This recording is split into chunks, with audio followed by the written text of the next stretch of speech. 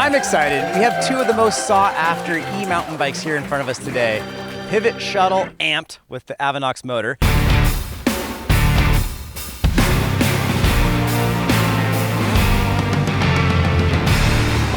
Oh! And the Mondraker Zendit, also with the Avinox motor.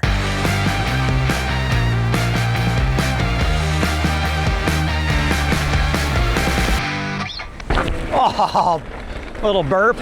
Both these drive systems are the latest Avinox M2S. Both these bikes have the 800 watt-hour batteries. There's a lot of things these bikes have in common, but they also have some big differences too. So, to go through the details, we're gonna go back and forth between one and the other on the same trails and get a feel for them. And to make this all happen, I wanna give a huge thank you to my friends over at SQ Lab, who supplied us with some amazing saddles, grips, and bars, and they also sponsored this video. We're running the 70X grips, we're running the 30X bars, and the 60X saddles. Excellent choices for proper heavy-duty trail enduro bikes like these. I've got links to all the SQ Lab stuff available at Jensen USA in the description down below. Pop on over there, and then anything you purchase will help support the channel. And again, huge thanks to SQ Lab for supporting this video. To get a good taste of how these bikes ride, we've invited in a friend of the channel, CEO of used Toyota RAV4 Enterprises. Everyone welcome the fabulous Logan Patrick Nelson. I just bought one. Sorry, another one? A RAV4 on the phone. Your third RAV4? 5 minutes ago. Fourth? Third. Third. Yes. And you're already planning on a fourth? Yeah, we're planning on a fourth, yes. You heard it here first, folks. Logan Patrick Nelson is indeed planning on buying his fourth RAV4. Back to you, Jeff. Check out Logan's channel for videos all about rebuilding RAV4s and life adventures. Also, hiding dirt bikes in the woods and pretending to find them. You gotta stop. It's not true. Yeah, any questions about the two bikes? No, I should have paid attention when you were just telling us all the specs. Oh, I didn't. I included hardly any specs. They are both mullet bikes. I don't think I've ridden either of these bikes. The Shuttle Amped is slightly smaller, 160 fork, 150 rear. The Zendit's 170, 160 something in back, slightly bigger. They both use 38 forks and they have similar parts. They have Michelin tires. Same Avinox motor, same suspension parts, though the shock is one size bigger on the Zendit. I did put the DH casing Michelin tires on the Amped to help it feel a little bit bigger. And then we have the E-Wilds over on the Mondraker, more just standard e-bike tires. Yeah. So as you can tell, I'm a great person to review these bikes. I don't know anything about them. Unbiased source, Logan Patrick Nelson. Well, we should go ride these and see how they do. Perfect. Let's send it. Yeah, let's go ride. Like, share, and subscribe. And then Riley is helping film, so you can check him out on Instagram. We'll link to him down below as well. Cool. That was a hell of an intro. Don't cut any of that.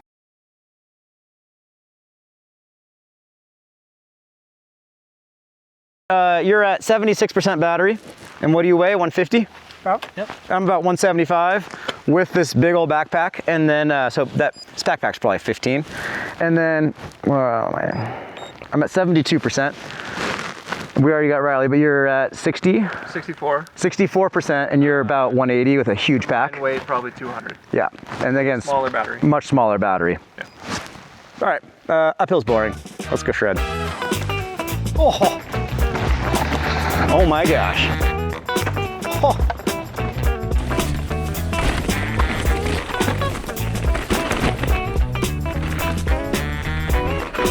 Oh.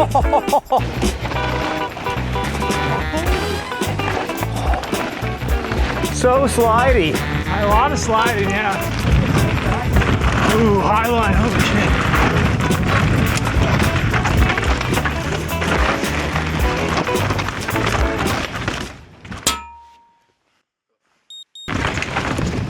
Those trees scare me. Oh, this bike feels like home. A lot of stack though.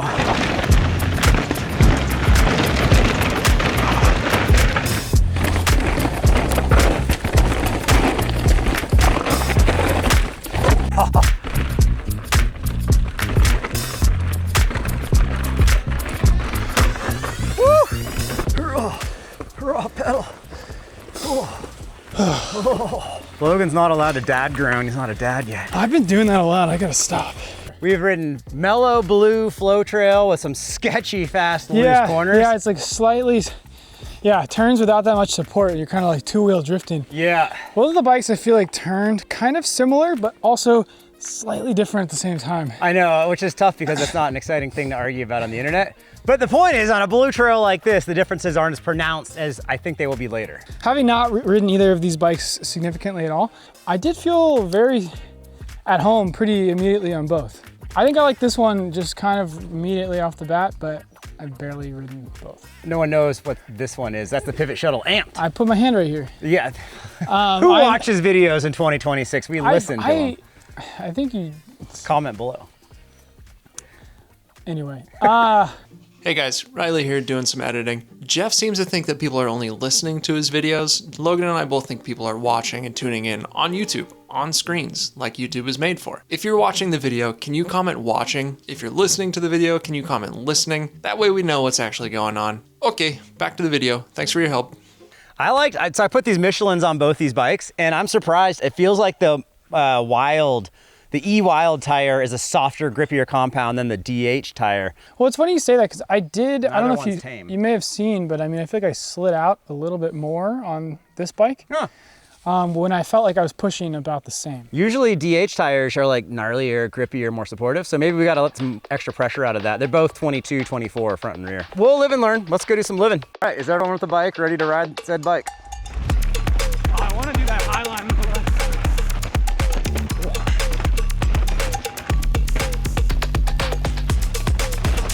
Oh my God, got sucked into the edge. Woo! I don't think I've ever ridden this way. Oh my God. This is sweet, we should film this. Okay, Logan is ready, right? Logan's dropping. I know where he is.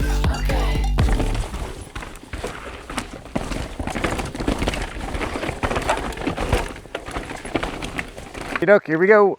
Mondraker Zendit. Oh, I am all over the place. No fault of the bike. Whew, big rock. Could have been better. I'm recording. You guys are dropping the ball. Oh, that is not the gear I need to be in. The Zendit is a fun bike. Get your TBI locked in, get your premix topped off. Go, go, go, go, go, go, go, go, go. Oh, you almost had it. Oh, I looped it. Oh. Jeff has more practice on his e-bikes. That's not fair. I'd like to say I made it further. I'm putting it in turbo.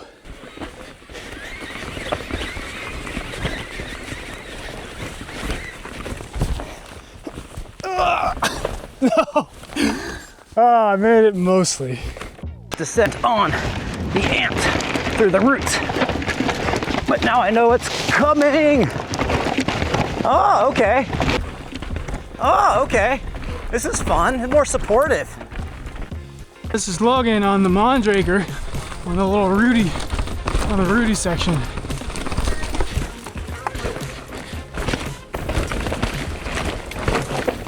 Oh, that feels nice. Did the Mondraker feel like a toboggan coasting down? It actually was very nice and plush. Yeah. Let me say something in the microphone real quick. Give me a mic. Get this guy a mic. Okay, so something that I should probably have this further away from my mouth. Something that I noticed when both of you guys came down was you both remarked on how nice the next bike felt. You changed, both of you swapped bikes and were immediately like, ooh, this feels good. And so I wanted to see if there's any follow-up on that, if your preferences are changing, because Logan, after first take, said that he was preferring the Slam, but coming through those roots, it was the Mondraker.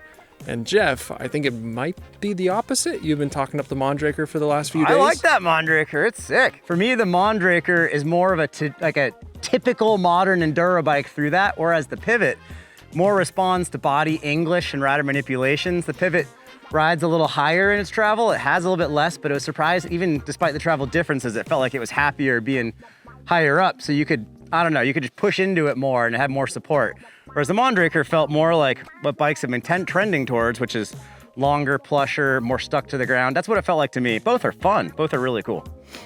I think I could agree with that. So the upper bit was a less chundery bit of trail where you had more opportunity to move the bike around and do, silly little things on the side.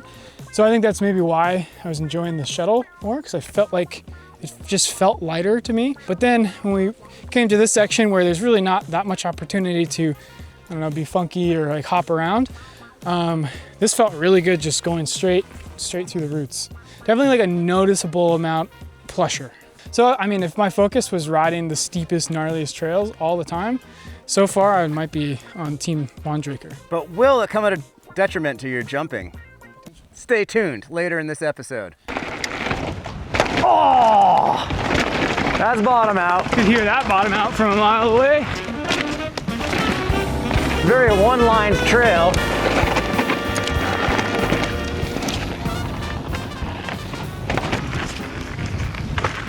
Ooh, there's a little pull.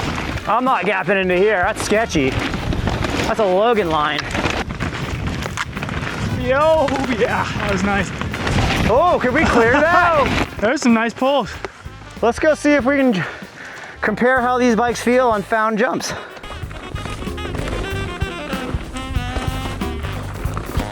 Oh, easy when you try. Oh, I'm casing everything.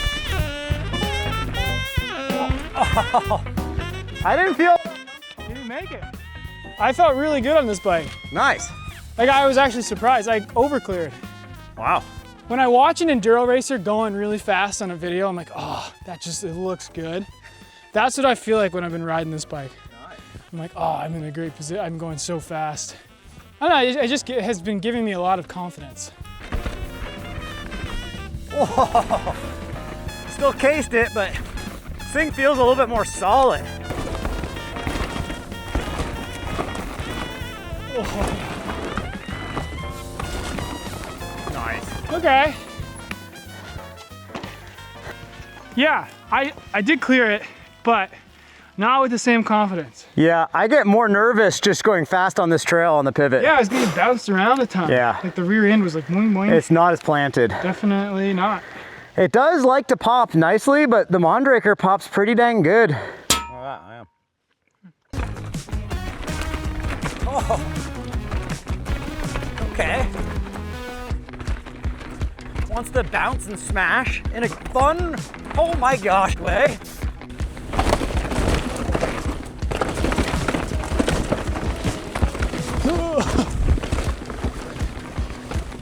Amped. No, shuttle amped. No slamming around. Oh my gosh. You like that move, huh? Oh, nice air. We should probably thank today's sponsor, SQ Lab. How's your butt right now, Logan? Actually good. Yeah. No chamois, no problems. You heard it here first. I appreciate the SQ saddle having a smaller dropped nose. I can get forwards like this comfortably. It's a small profile saddle, easy to work around when riding. Does the trick. How you liking the bars? You've probably not thought about them. No, I Exactly. haven't had any issues. Yeah. They just feel good. I sort of swore off 31.8 carbon bars, but when I learned that these are category 5 DH tested and certified, I was like, okay, I'll give them a shot. And they've been solid. Quite comfy, good back sweep. I've got the intermediate option. We'll link to all the SQ Lab stuff over at Jensen USA in the description down below. And yeah, thanks to SQ for supporting us, and anything you purchase down there will also help keep us making videos. All right, thanks all.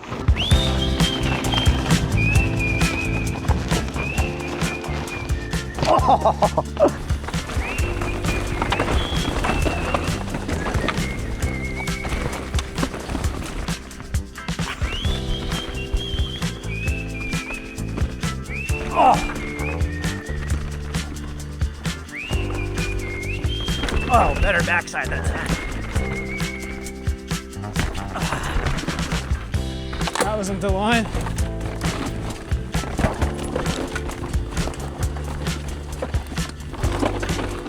Holy shit.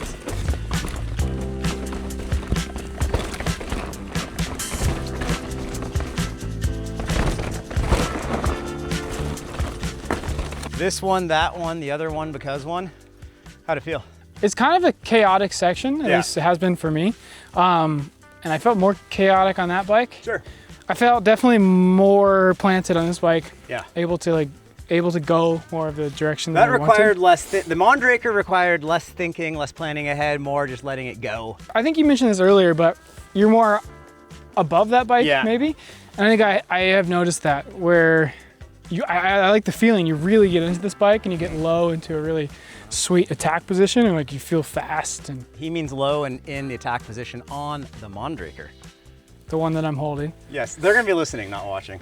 The amp was sweet. I thought the short wheelbase lended itself well to a fun time because this section is fairly low speed.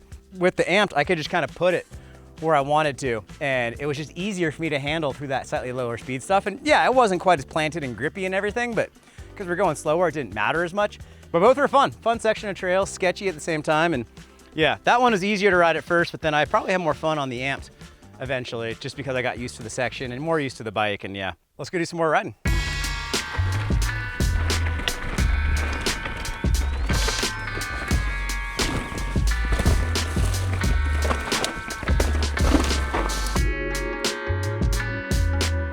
Shuttle amped.